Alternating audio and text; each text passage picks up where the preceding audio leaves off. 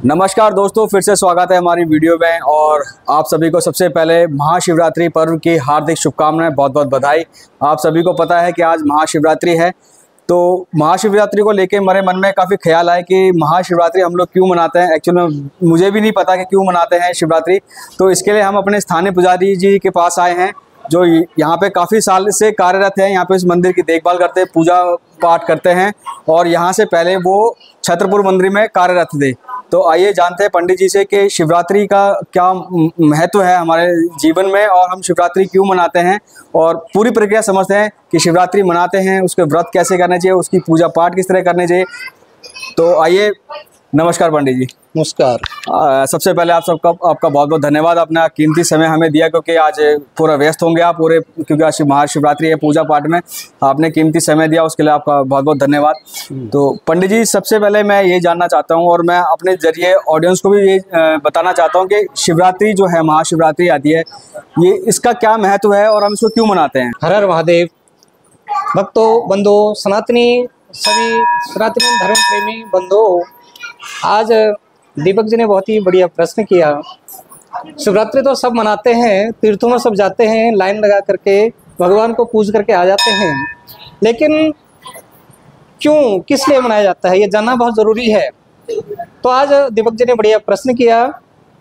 तो ये जो शिवरात्रि का महोत्सव है, शिवरात्रि हम लोग इसलिए मनाते हैं, इस दिन ब्रह्म रूप से भगवान शंकर का जो शिवलिंग है, लिंग प्रकट हुआ, और इस प्रकटो उत्सव के उपलक्ष्य में हम लोग जो है शिवरात्रि मनाते हैं।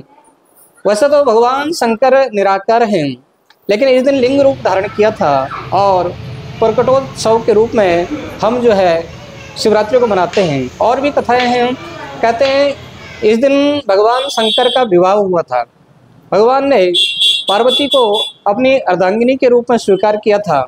माता पार्वती ने भगवान शंकर को अपने पति बनाने के लिए बहुत सारे व्रत किए, पूजन किए, भगवान शंकर की आराधना करी, और तब भगवान शंकर जैसे महादेव और तो देवता हैं, नारायण देवता हैं, राम देवता हैं, और सभी देवता हैं, एक ही महादेव हैं जो महान हैं। भगवान महादेव सभी को अपनाते हैं। दीन हो, दुखी हो, कीट हो, पतंग हो, सर्प हो, घोड़े, लंगड़े, गधे, सब जो है सब मेरे अंश हो। सबका सभी महादेव सबको अपनाते हैं और अभय वरदान देते हैं। जो दुखी है उसका दुख दूर करते हैं, सभी कष्टों को दूर करते हैं। जो पवित्र शिवरात्रि के दिन भगवान शंकर जी को पूजन करता है, स्तवन करता है, उनका कीर्तन, जप और मृत्युंजय इत्यादि मंत्रों के द्वारा भगवान को जो प्रसन्न करता है, कहते हैं उसके सभी दुख दूर हो जाते हैं। कैसा भी रोगी हो, सब रोग दूर हो जाते हैं। इस दिन जो भगवान शंकर को जिस भाव से पूजता है, जो धन के भाव से पूजे, कहते हैं उसको धन व्यापार की उसकी वृद्धि होती है। जो संतान के भाव से पूजता है उसको संतान की प्राप्ति होती है, और सभी मनोरथ मनुष्य के पूरे होते हैं। ये भगवान शंकर और ये शिवरात्रि का पर्व का ये आपको वर्णन बताया। यही इसी कारण सभी लोग जो है हमारा सनातन धर्म जो है इस उत्सव को मनाता है। तो पंडित जी, मैं जानना चाहूँगा कि हम शिव भक्ति या शिवरात्रि के दिन को क्या उसकी पूजा पद्धति है कि हम किस तरह उसको अच्छे से संपूर्ण कर सके पूजा पद्धति को। शिवरात्रि के दिन प्रातःकाल ब्रह्म मुहूर्त में उठ करके स्नान करें, और फिर भगवान के मंदिर में जाएं। सुंदर अपने घर से जल लेकर जाएं, गंगा जल या जो भी आपको अपने घर में जल आपको प्राप्त होता है, दूध, दही, घी, मक्खन, शहद और बिल्वपत्र, पुष्पमाला, और नैवेद्य में जो भी आपको प्रिय लगता हो। शिवरात्रि के दिन विशेष करके बेर का फल जो है भगवान को चढ़ाया जाता है। बिल्व फल भी चढ़ाया जाता है और बेर का फल भी चढ़ाया जाता है, और बिल्वपत्र अर्पण करके कहते हैं सभी मनोकामनाएं मनुष्य की पूरी होती हैं। इसलिए ये विधि है, दूध, दही, घी, शहद, मक्खन इत्यादि से भगवान का पूजन करना चाहिए, मनोवांछित फल प्राप्त होता है। अभी आपने बताया कि जैसे बेल पत्थर हो गया, और जो धतूरा होता है, ये भी कहते हैं धतूरा, भांग धतूरा, ये इस टाइप की भी बातें चलती हैं। तो ये भगवान शिव को क्यों अर्पण करते हैं हम? बेर हो गए, धतूरा हो गया, या और ये सब चीज़ें। भगवान शंकर अवघड़ दानी है, अवघड़ है। अवघड़ जो रूप होता है, जो हमारे ये नाथ संप्रदाय में है, भंग धतूरा का सेवन किया करते हैं। और ये भगवान शिव के सभी अंश हैं और भगवान को भांग प्रिय है। कहते हैं माता पार्वती ने भी भगवान को पूजने के लिए भांग का भोग लगाया था, भांग घोटा था और भगवान को अर्पण किया था। जो भी भगवान को मदमस्त करता है तो वो स्वयं जो है खुशहाल हो जाता है, उसकी जिंदगी खुशहाल हो जाती है भांग और धतूरा अर्पण करके। और पंडित जी कई लोग ये बोलते हैं, जैसे आज ही का मैं इंसिडेंट बताता हूँ आपको। जब मैं सुबह अपने कुछ दोस्तों के साथ था तो उन्होंने मेरे को कुछ खाने के लिए कहा कि ये वो कुछ खा रहे थे, तो उन्होंने कहा, मैंने कहा मेरा आज व्रत है। तो उन्होंने मुझे एक बात बोली कि व्रत तो महाशिवरात्रि का ज़्यादातर औरतें रखती हैं, लड़कियाँ रखती हैं, तो क्या ये बात सही है कि मतलब औरतें रखती हैं क्या, या कोई भी बंदा व्रत रख सकता है पूजा पद्धति के लिए? और क्या महत्व है हर किसी इंसान के लिए, चाहे वो पुरुष हो, नारी हो, महिला हो, जो भी हो? हर किसी सनातनी को, स्त्री हो या पुरुष हो, चाहे कोई भी हो, भगवान शंकर की कृपा जो प्राप्त करना चाहता हो उसको भगवान शंकर का ये पवित्र शिवरात्रि का महान पवित्र व्रत रखना चाहिए और भगवान की कृपा उसको प्राप्त होती है। ये कोई व्रत महिलाओं के लिए नहीं है।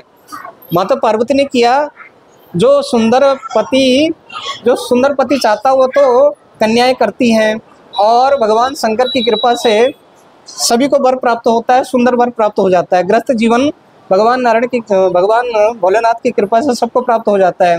फिर भी भगवान को भजना चाहिए।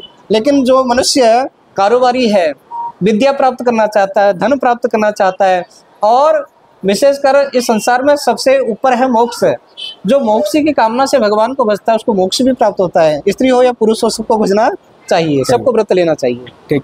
और जो ये आज की जो व्रत की जो विधि होती है उसको किस तरह करना चाहिए पूरे व्रत को, और संध्या काल में जब व्रत आपका संपन्न हो जाए तो फिर उसको किस तरह व्रत को खोलना चाहिए, क्या उसमें आहार लेने चाहिए? व्रत कोई तो अपना अपना सिद्धांत है। वैसा तो व्रत जो है पूरा रात्रि में भी व्रत लेना चाहिए। प्रातःकाल 4 बजे से ब्रह्म मुहूर्त से व्रत प्रारंभ हो जाता है और शिवरात्रि के दिन तो रात्रि में व्रत खोलने का नियम नहीं है। 4 प्रहर में शिवरात्रि के दिन पूजा होती है। अच्छा। प्रातः काल, मध्याह्न काल, फिर सायंकाल, फिर रात्रि में भी पूजा होती है। तो चारों प्रहर शिव जी का जलाभिषेक, गंगा जलाभिषेक और दुग्ध से, दूध दही इत्यादि से जितने बार रुद्राभिषेक किया जाता है, 4 बार पूजन होता है। 4 प्रहरों में 4 बार पूजन होता है। तो इसमें तो पूरा व्रत रख करके अगले दिन प्रातः काल भगवान की आरती इत्यादि करने के बाद फिर प्रसाद ग्रहण करना चाहिए। प्रसाद स्वरूप में क्या ग्रहण करना चाहिए उनको? नमकीन में नमक हो या कोई मीठे में होना, कैसा होना चाहिए सबका?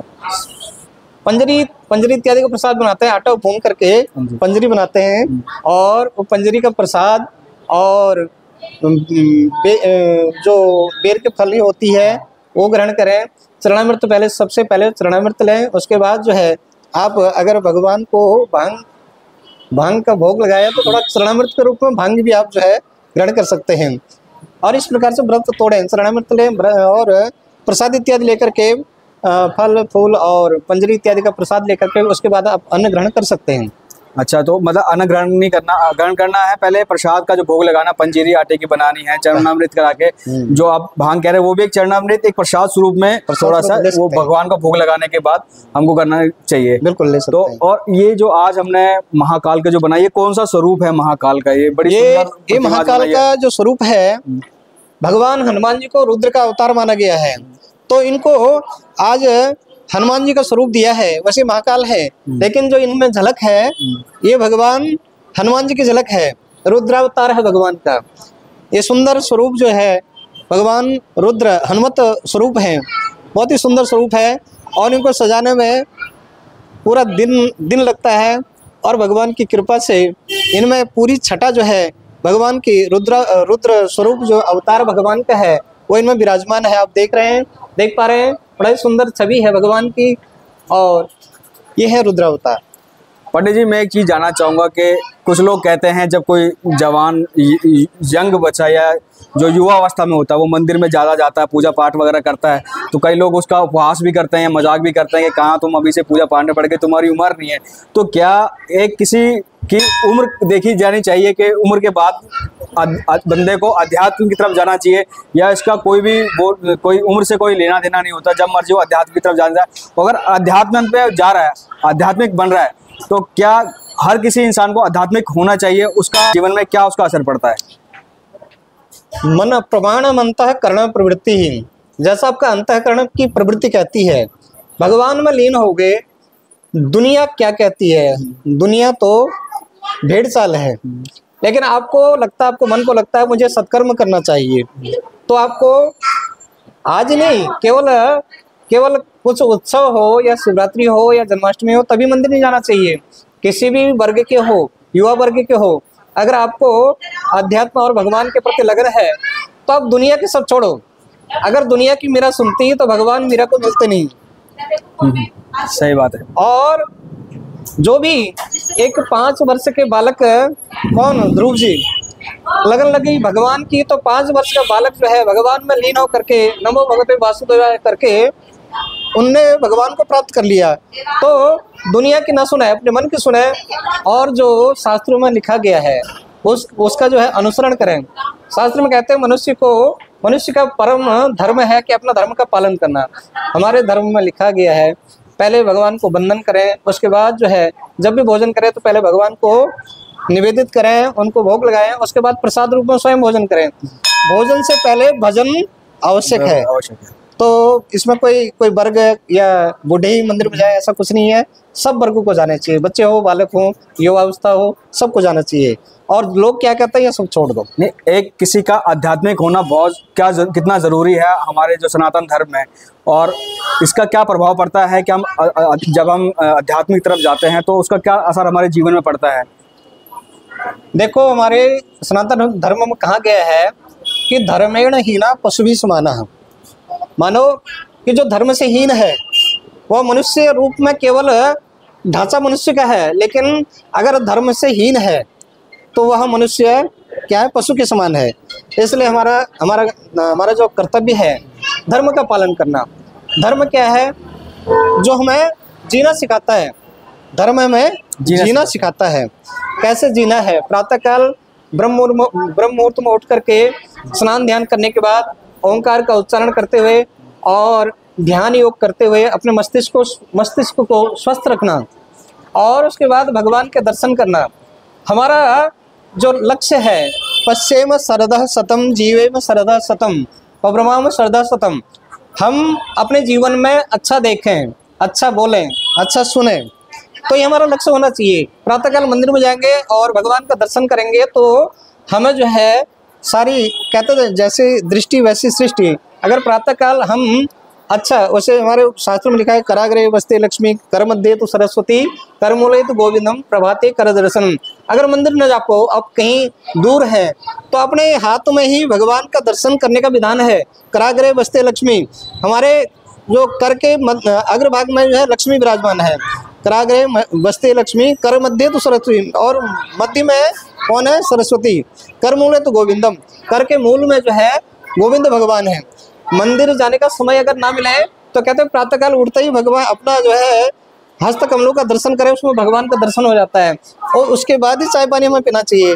और इसमें तो कोई संदेह की बात नहीं है, हम पर चलना चाहिए, नहीं चलना चाहिए। ये तो धर्म पर चलकर ही हम अपने धर्म की रक्षा भी कर पाएंगे, हम जीना भी सीख पाएंगे, हम अपने आगे आने वाली पीढ़ी को क्या संस्कार दे पाएंगे। जैसा आप करोगे ना, जैसे वृद्ध लोग करते हैं वैसे ही बच्चे भी करते हैं। बिल्कुल सही बात। इसलिए बालकों का संस्कार सुधारना हो तो अवश्य है धर्म का पालन करना चाहिए, सनातनी बनना चाहिए। तो बहुत बहुत धन्यवाद पंडित जी आपका, आपने अपना कीमती समय दिया, और आज पंडित जी ने बहुत अच्छी अपनी जो नॉलेज थी वो बताई शिवरात्रि को लेकर, और भी चीज़ें, बहुत सारी चीज़ें बताई, आप सबने देखा। तो जल्दी ही मिलते हैं अपनी नई वीडियो में, तब तक के लिए आप सभी को हर हर महादेव।